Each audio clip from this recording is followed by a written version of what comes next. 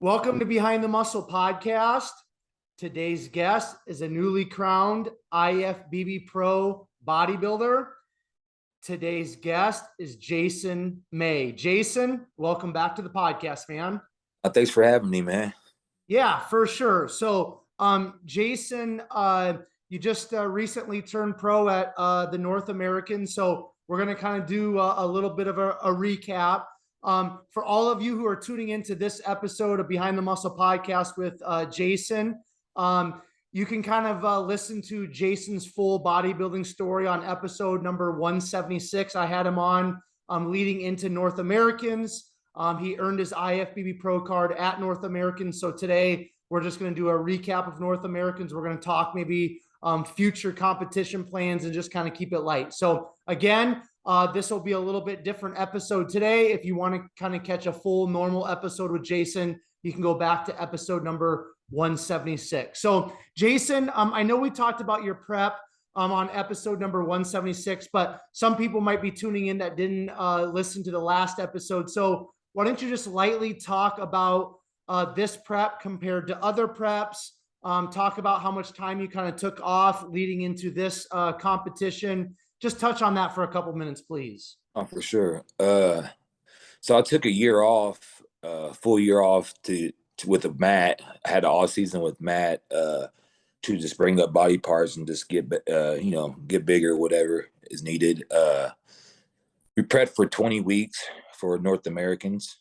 Prep wise, it's actually a fun prep, man. I enjoyed it.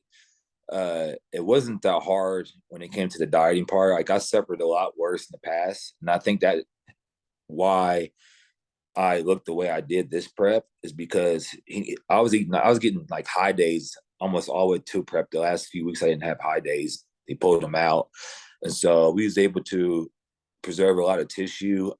Even with me doing 2 hours of cardio a day, I still kept a lot of tissue. But yeah, that's pretty much it. It's pretty relaxing. I kept my strength up the whole time. So okay. Now I want to let's dig a little bit deeper in that, because that's not what you always hear in terms of people going through prep. yeah. You said overall you felt pretty good. Your strength stayed high. Now you talked about quite a few high days and things like that. Like, Yeah. what specifically do you feel like was the difference during this prep with Matt Jansen as opposed to previous preps? Like, what are a couple things that people can take away and say, hey, like, maybe that's something I can implement, or what do you feel like was really the difference maker with Matt? What it was usually in the past, man, I would always think is more is better intensity wise on cardio. And I would like try to overkill myself just because I'm a all or nothing type guy. So I don't have anything. And so this prep, I told myself that I'm not going to do that. I'm going to just let my body pretty much tell me what to do. And so I kept the intensity of the cardio pretty low, and the weight was just falling off. Like, there was times I was dropping 3 to 4 pounds within the 4-day check-in or 3-day check-in, So that's why we was getting a lot of those high days, because my weight was just, I went from 286 down, honestly, before North Americans, like the week before, we was down to 220, and I competed at super, and so my weight was just dropping rapidly. So I lost over 60 something pounds. And I wasn't in bad shape for off season, we just kept digging. He wanted me to be peeled. And so we just listened to my body and kind of just, I was just not, and I kept on top of like all the health side of it, the internal health. So I was really big on that throughout this prep too, make sure I stayed healthy the whole entire time with this internal health, like bowel movements, my sleep. I had the same consistent sleep pattern every night. I didn't change anything. I was kind of like a robot for the whole 20 weeks. Do you feel like now taking this whole year off before you started this prep, was that the longest that you'd taken off going into a prep, or had you taken this amount of time off before? Going from show to show, yes, this is the longest off season I took. In the past I took this time off from bodybuilding, so it's a little bit different. But yeah, I went to Matt, and he's like, you have a great physique and so much potential, but I want a full year with you before you step on stage again. And so after I did the Omaha and I won the overall, or won my class, excuse me, I just shut it down and just went in a straight off-season mode with Matt.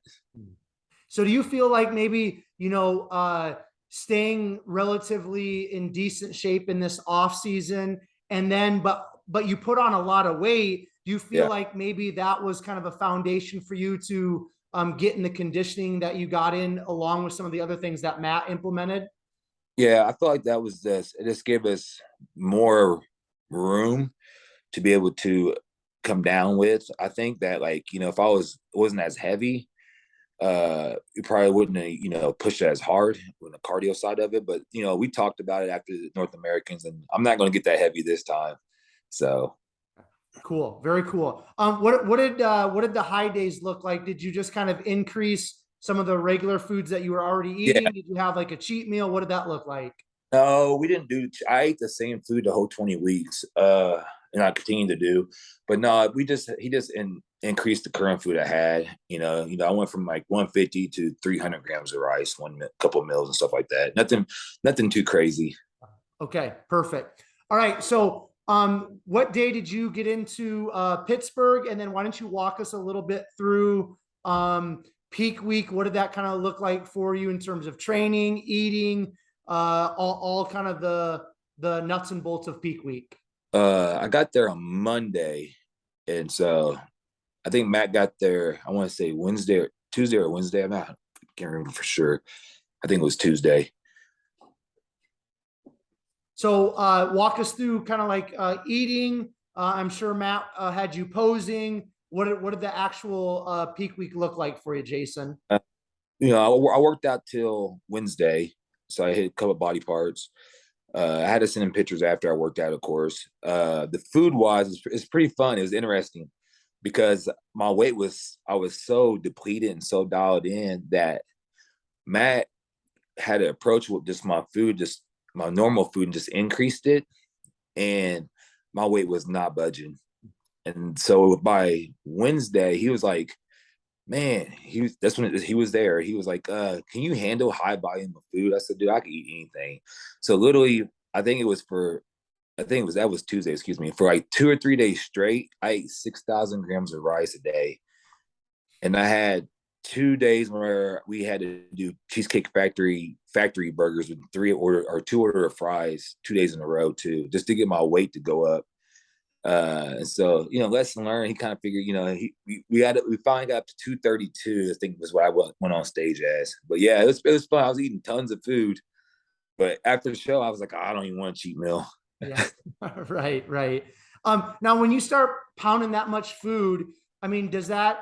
How do you kind of watch your waistline, your stomach? Does that ever give you any issues? What did you do to kind of keep your waist tight? Actually, man, I didn't get bloated at all. There was one time where we incorporated peanut butter in one meal, and it felt heavy, and I told him that, and we went back to ghee butter, and my stomach, I never got bloated. I could just I probably just could have kept eating, honestly. Like, it wasn't. I think one day I ate 7 or 8 meals, and so yeah, my when my body gets into that state of that leanness, like it's in the past, it's been the same way. Where I remember years ago when I was with Matt Porter, he was like, man, you got like a Dexter Jackson metabolism. Like, you constantly have to like get fed, like, and I do, or I just flatten out like that. It's crazy how fast I flatten out. Well, I'd say that's probably not too bad of a problem to have compared to some other people's problems in prep. So, why don't you walk us through prejudging? Prejudging for you guys was it Wednesday, Thursday? Thursday. Okay, so how did prejudging go for you? I know you were in the Open Supers, and then you were in the Masters over 35 Supers. So just kind of walk us through the prejudging for that. Yeah, prejudging went well. That was kind of like the last minute decision to jump in a 35 class. I kind of was like, I told Matt, I was like, think I should jump in. He's like, why not? You can do it. But the lesson learned that was before the Open class, right? And so I went on stage. I felt good. I loaded good. Everything. I woke up I was bone dry. Like I didn't sweat at all. But I did a 35 class. After I got done posing with the 35 class, I flattened out for the open class. So I kind of lost some fullness. It was kind of a gamble. But it ended up working out for us. But yeah, everything went real smooth. But it was a gamble doing back-to-back classes. So you went on stage first for the 35 class. I mean, you won that class, so I mean, you had to be pretty happy with that. But why don't you just walk us through? I mean, you got your pro card, through winning that 35 class. So I mean, walk us through first call outs, walk us through, did they rush you kind of through? Because I heard from other people I've had on, there were so many competitors, so many like female, like bikini and stuff. It was pretty fast moving. So just touch on that for a minute. Oh yeah, man. Usually you get like 45, I think it's 45 seconds freestyle posing for your prejudging. They gave us like 25 seconds. Like literally I jogged to the middle of the stage and I was able to hit like maybe 2 or 3 poses. Like it was really quick and a lot quicker than I'm used to. So it kind of, I felt rushed, So when we went out there for prejudging with the guys, I knew I had it once I lined up. Just from like aesthetic wise, waistline, just everything like that. All right, and size wise, I knew I had it. And so we did that and everything felt good. And then, we went for the open. And I went out there and I just didn't feel as full as I did for the 35 class. And Matt asked me after we got done with the open, how did I feel? And I told him. But I still was in the top 5 in that class, even losing some fullness for that. Yeah. So before you went to the open super heavies, did you already know that you got your pro card then from that 35 class? No, I really didn't know how it worked. I forgot that it's like the top 4 of the overalls. And so they don't give it to your class winner. You get to go compete in the overall winner, and the top 4 get it. And so I was in the top 4. Okay. And then I knew I won my pro card. Okay, cool. So then in the open super heavies, obviously, is another very competitive class. A lot of guys, or a few of the guys from the USAs were in there, but I know you already said that you were a little bit flat and things like that, but in terms of the competition, in terms of, just how you kind of felt overall, even though you were already on stage for the 35 division, I mean, what'd you think about the competition? What'd you think about Felix? He went on to win the overall. Give us some thoughts just from that open super heavy class. Competition wise, I felt it was one of the better super classes I've been in. Might have been as the deepest one I've been in, but like quality wise, it was one of the best. I felt that the guys coming from the USA show had a little edge on us because they already was one of the judges and stuff. So I knew that we coming in it's gonna be hard to beat them.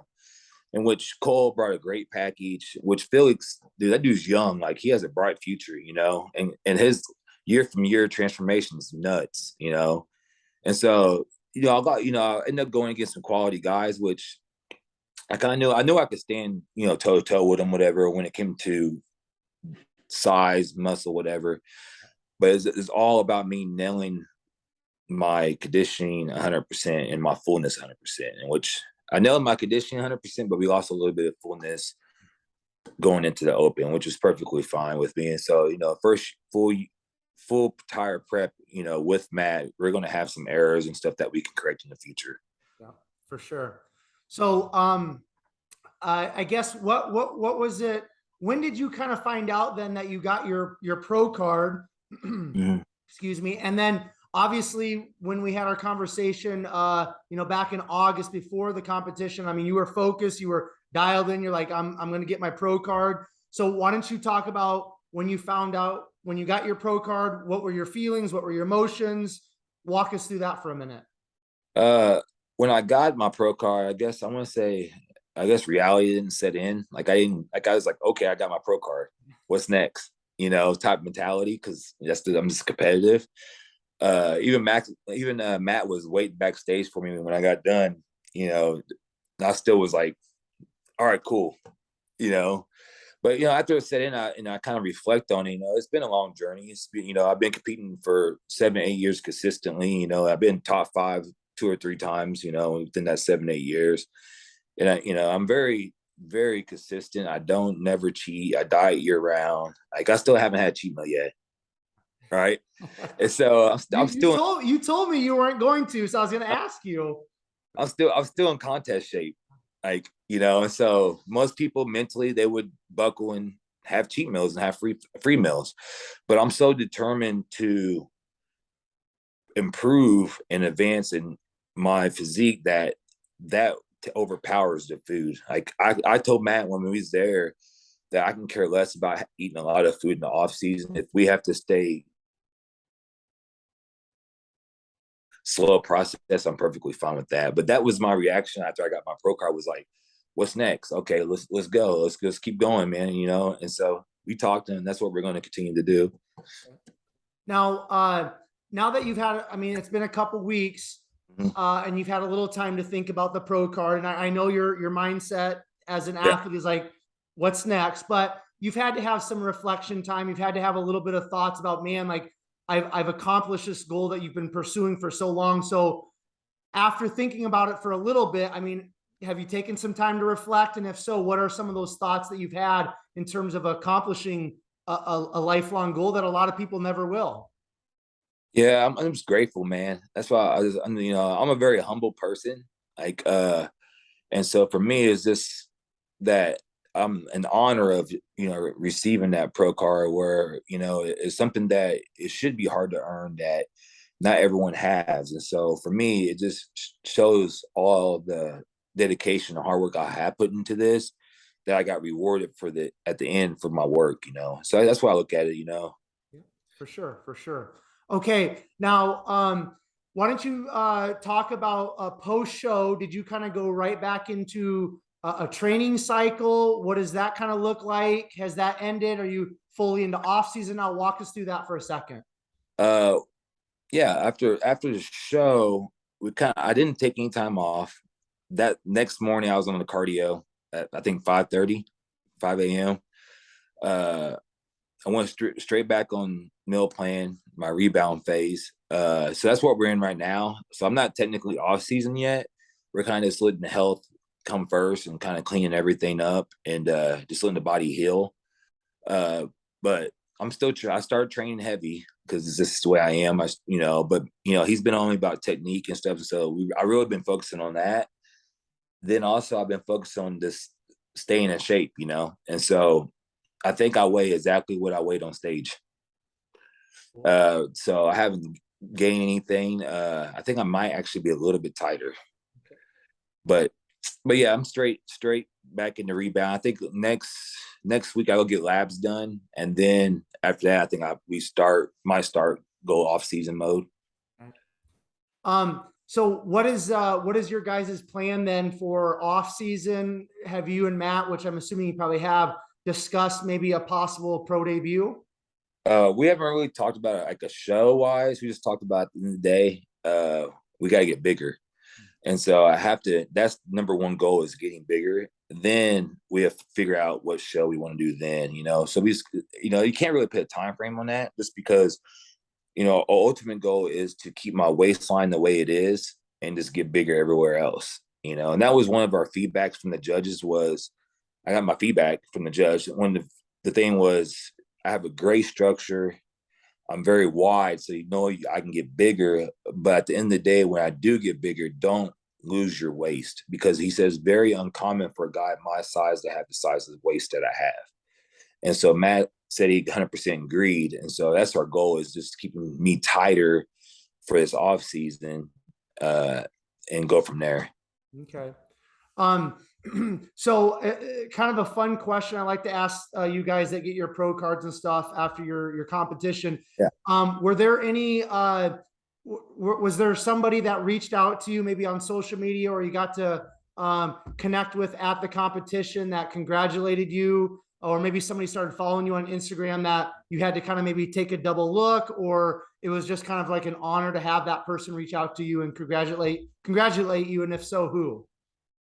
Honestly, man, I had quite a few people reach out to me, and actually, a lot of people came up to me at the show that I knew and I didn't know, and so like Matt Bozercott, he reached out to me, like he came up to me like right immediately when I got off stage, and just was like, dude, man, I knew you was gonna get it, you nailed it. And prior to that week, he messaged me a message too, and said, man, this is the best you ever looked. Like keep going. You and Matt's doing great work. And so that was kind of cool because like we never really had much interaction before that. And so, but he took the time out of his day just to, message me and come up to me during the show, even though he's not like a big time pro, but he's very, big on Matt's side, And of course, Hunter Labrada, he messaged me.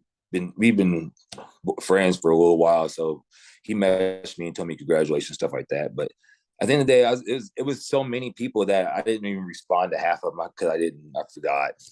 Yeah, well, I'm glad you responded to me when I reached out to get you back on there, Jason. So, Right. do you know how many followers you gained on Instagram after you got your pro card, or did you not pay attention? I didn't pay attention, man. I'm not a big social media guy. I know Like you're not. I'm trying to be now. Cause like, man, like for me to get like, recognition, like maybe a sponsor or something like that, I'm like, I gotta be like put myself out there. In which I'm always like, I own a gym too, and so it's like I always on that Instagram page, which that Instagram page is always like stuff on there. But yeah, I'm gonna try. That's one of my goals.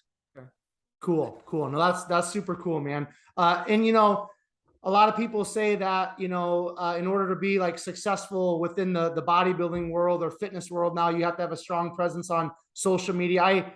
I mean, I see where people are coming from when they say that, but it's like you're a family man. You've got a gym. You're a pro bodybuilder. Like there's a lot more to life than just scrolling on social media and posting on social media. So things will come together for sure on that end. Okay, so I guess Jason, I just kind of want to know, when you kind of get to that point when you start competing within the IFBB Pro League, are there some guys that you would love to compete against that are on the current IFBB Pro League stage?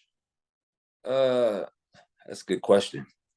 Man, I would just be honored to step on the stage. Like it could be just me. I'll be like, man, I'm on the IFBB Pro stage. Like this is what I'm talking about. But no, man, I would love to compete against, of course, like, man, honestly, I would love to compete against like Nate Spears because me and him battled it out before. Like we can do it again. Like, of course, I know where I stand when it comes to my future in it. Like I'm not talking about like, oh man, I want to go against Nick Walker. Like, man, nah.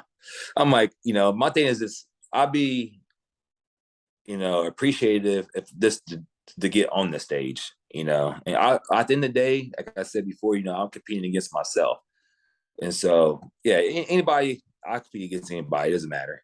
It'd be kind of cool just to see how I compare to them, on stage, to see if my ultimate goal would be just to look like I belong up there, right? Hey, I mean, being realistic, I think that's says a lot because there's a lot of guys out there. I think in bodybuilding that are just they're just straight up delusional, man. Don't you think? Oh yeah, I have guys that say, "Man, I'm gonna be the next." I'm like, dude, like you ain't even got a pro card yet, man. Like you got you understand how hard this is, Oh yeah. right? But I'd be satisfied just to belong. Like I feel like I belong up there, man, and also bring a better package than what I did in that North Americans. So as long as I do that, man, I'm satisfied. Sure. Do you have kind of an idea of how many more years you want to compete, or are you just taking it one day at a time? I'm just taking it one show at a time. I always say, man, I was like, I don't know if I really want to keep competing, but man, like honestly, like this is the best I ever felt. Like I have no injuries, my joints don't hurt, and I'm still growing. It's kind of like one of those things, like Dexter said, when people that start beating me that shouldn't beat me, then I'm done. Then I'm probably done. You know. So, what I know you said overall size is the Yeah. focus for this off season, but are there specific areas that you really want to put on some extra tissue compared to other areas? And if Uh, so, where at? I would like to bring the thickness of my back up more detail, more lower lat area. Uh, more quad sweep. That's what was one of the feedbacks. I think I lost my quads a little bit from dieting because my legs did downsize. But I think, with staying in shape, my legs is the fastest thing that grows on me. So like if I hit squats, my legs blow up. And so I'm gonna start doing squats again. Uh, and and that's pretty much, those are the two specific areas they've really pointed out that said I needed to bring up. And of course, Matt, I asked him, Matt was like, everything. I was like, right, so we're going to bring up chest, arms, the whole works. Yeah. Now you said earlier, Jason, that Matt had kind of talked to you about maybe some technique type stuff. What specifically does that involve? Well, so when I train, usually what I do, if I felt like the lift was a little iffy, I record it and I send it to him and he critiques it. And so, like, for example, like I'm on the Arsenal pendulum, and that thing humble you quick too. That thing's heavy, right? And so I loaded it this week, 4 plates, whatever. And I did my 8 to 10 reps. So I think I ended up getting like 9.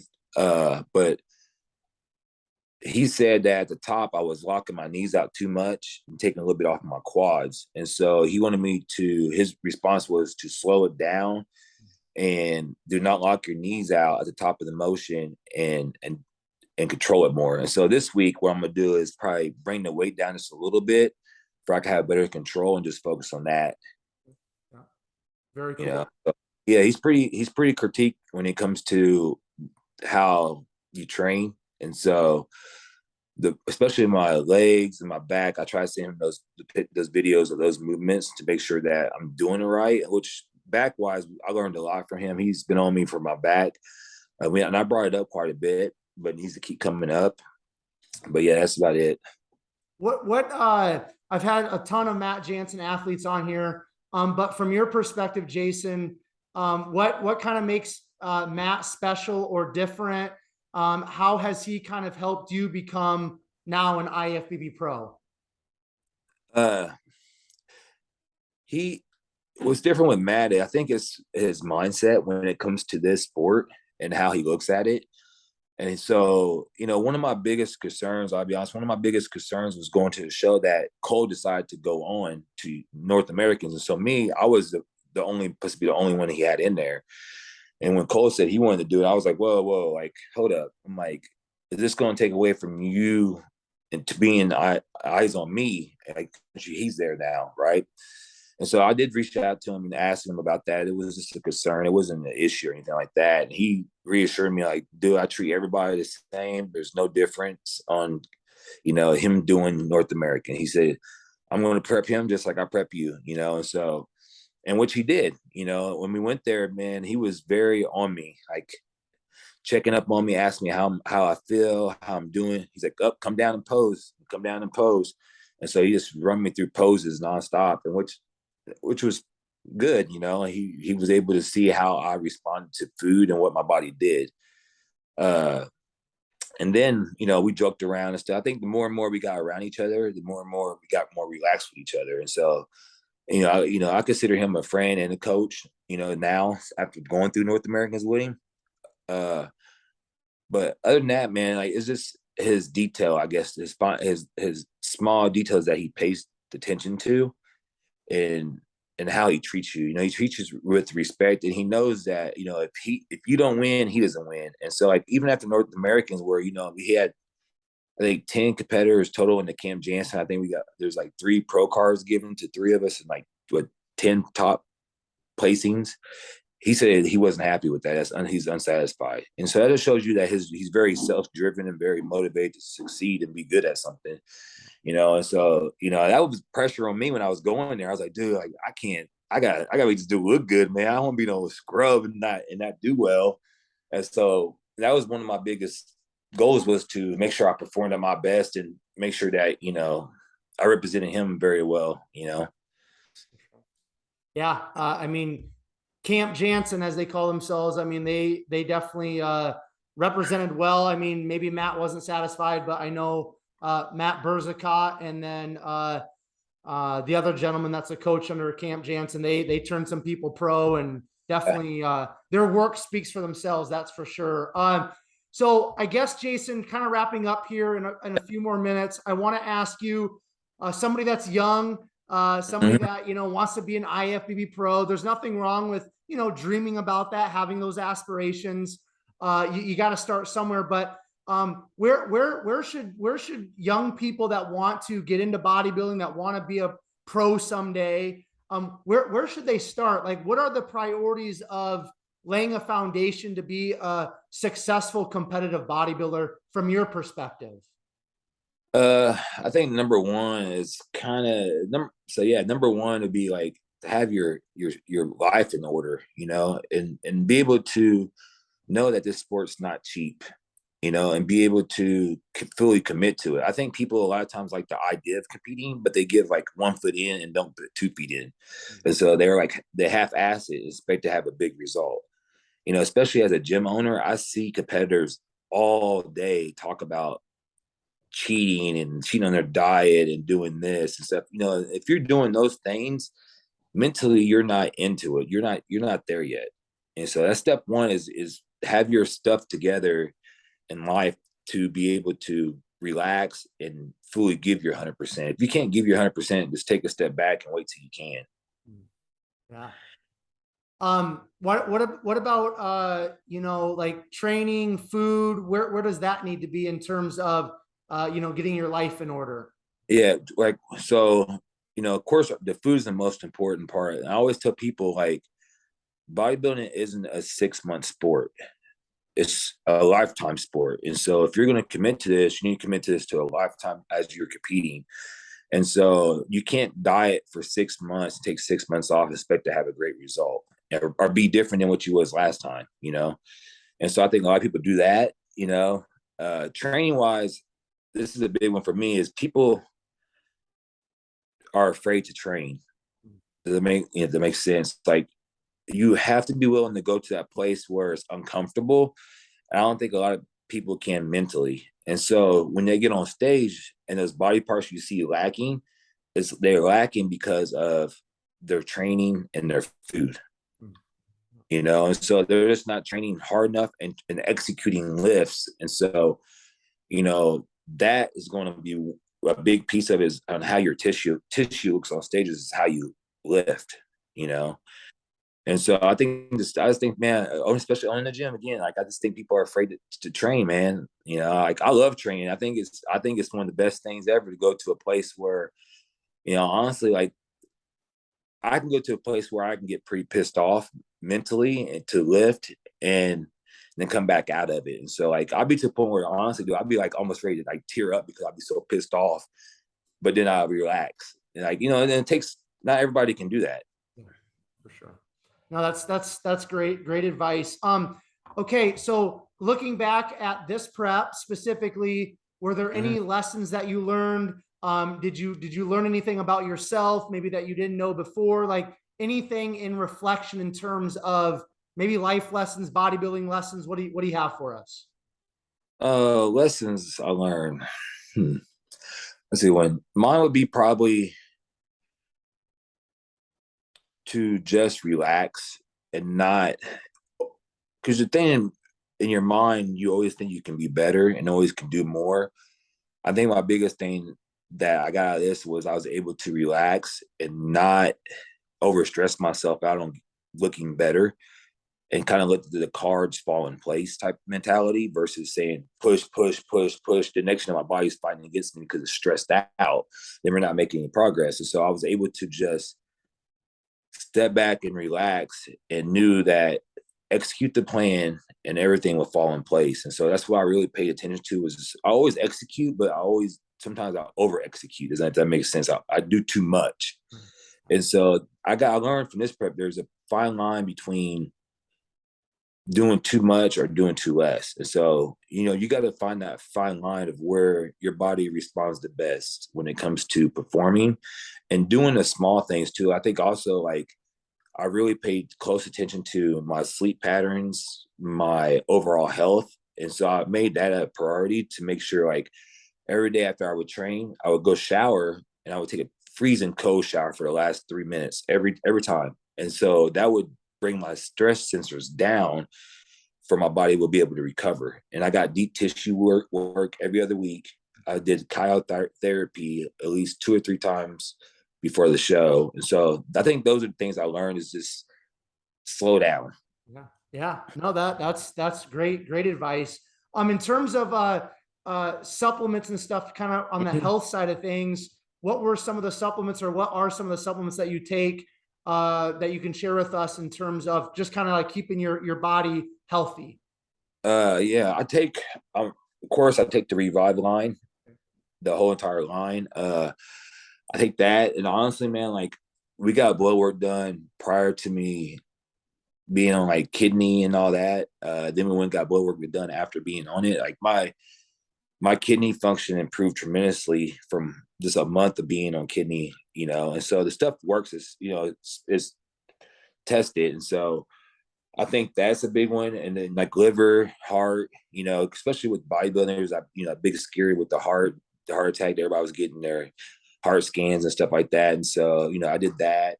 So I wanted to stay on top of that. And so I'm getting a sleep study done to make sure I'm sleeping good. I'm like the 2:30, 3 o'clock a.m. wake upper, every day. So I already did cardio this morning at 3:30, So, but yeah, I just made sure like just the little details, And then at the end of the day, and it's not, like I said before, it's not cheap. And so that's why you got to have your life in order to be able to afford these things, right? Yeah. Any new additions to the gym in terms of equipment here lately or upcoming that you can share or not? Oh yeah, man. I'm like a hoarder when it comes to equipment, man. It's bad. Like I spend so much money on equipment. Like I told myself before North American, I was like, man, I am done. Like I'm done buying equipment. Like I'm like, they're spoiled, man. I'm like, then I go to Powerhouse in Pittsburgh and I train. I'm like, man, I don't have this piece of equipment. I'm like, man, I already bought 3 of the pieces there. One's already there. I got like 6 pieces coming. I'm like, and one of the members, Ty Jordan, messaged me last night. He was like, Jay, where are you putting that back piece that you're getting? I was like, dude, I don't even know. I gotta find a place for it. So what are a couple of the pieces that you saw at Powerhouse that you ordered for your gym? Well, I didn't have the hammer strength dip press down plate loaded. I didn't have that. And then I found the DY low row hammer strength, which is rare, which is really hard to find. I'm a scanner on for equipment all the time on my phone. That's why I do it 24/7. And I was like, oh man, there it is. I was like, I bought it yesterday. Cool. And so, then I bought a Strive selectorized leg press. Cool. Then I bought a Cybex single leg curl, old school one. Supposed to be one of the best ones you can get. So yeah. So I bought an Atlantis incline press too. I think that might be I bought a gluteator too. Do you find a lot of these just on Facebook Marketplace or what? No, I have a couple of guys that I deal with when it comes to equipment. Like Rough House Fitness. That's what the guy that took he's top 5 at USA's. He was on your podcast, but he's from Arkansas. Oh, come on. Yeah, dude, he gets crazy shredded. I can't think of his name. I know who you're talking about. If he listens to this, he's gonna be mad at me. he's never gonna get back on again. Watch. No. No, they have a gym down in Arkansas, him and his buddy Tyler, and they own that Rough House equipment. And so they do all the they go to gyms and buy all the equipment if they close down. And so I buy a lot of equipment from him. Which I'm still in the works and getting some other pieces, but the only piece I'm trying to find is a plate. Was it Strive or Prime incline press? But that's it. But everything else, man. If you ever come to the gym, man, I have everything. We get a lot of people that travel from all over the country to come to our gym. So, I mean, I'm up in Northwest Iowa. I'm probably like maybe 5 hours away. I'll have to maybe come down. We can do a live podcast with you and Ty. Because he's been on the podcast, really, really good dude, man. That'd be fun. I had to look it up. Justin Abbott. There you go. Yeah. Shout out to you, Justin. I forgot your name there. I could look it up on Instagram. I found it, so don't hate me, man. But anyways, so yeah, those are good people. Ty Woosley is who you're referring to in terms of Ty, right? His coach. Well, Ty, I was referring to Ty Jordan, Oh, I because see. he's the one that messaged me. Yeah, he's the one of our members. Yeah. So him was it. We have Ty. We have I don't know if you know Hunter Henderson. She's a female. She just turned pro last year Oh with yeah, Matt. yeah, yeah. Yeah, She isn't she coached by Jansen as well? she was, but she's doing. She took some time off from him. She's doing. I think she's getting ready for her first strong woman, like strongman competition. Cool. But Okay. she's a member of the gym. So we have quite a few people that are known in the bodybuilding community. Yeah, dude, I might have to come down there. We might have to get maybe a live roundtable at the Yeah, gym and do a live podcast. that'd be cool. kind of cool. So, but Yeah, all right, Jason. Well, man, thanks again for coming on for round two. Maybe once we find out what the pro debut is, we'll get you back on, man, and just kind of catch up. But before I do the quick outro, any final thoughts, any final words? Why don't you give us your Instagram, give us the address of your gym or the Instagram for your gym as well, and then I'll do yeah. a quick outro. Well, the Instagram is for the gym is Flex Fitness Gym KC. Then there's my Instagram is Flex Fitness 15. So yeah, and the gym's in Kansas City, Missouri, 24/7 gym. So anytime anybody wants to get a lift, they can always get a lift in. Cool. All right, man. Thank you so much, Jason. I really appreciate it. Okay. Okay, man. All right. All of you who are tuning into this episode with Jason May, thank you so very much.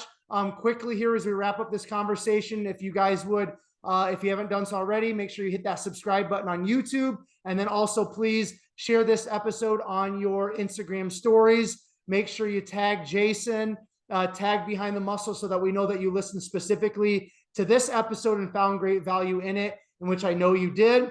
And then finally, I will leave you all with this. Remember, behind the muscle, there's always a story. We'll catch you guys later.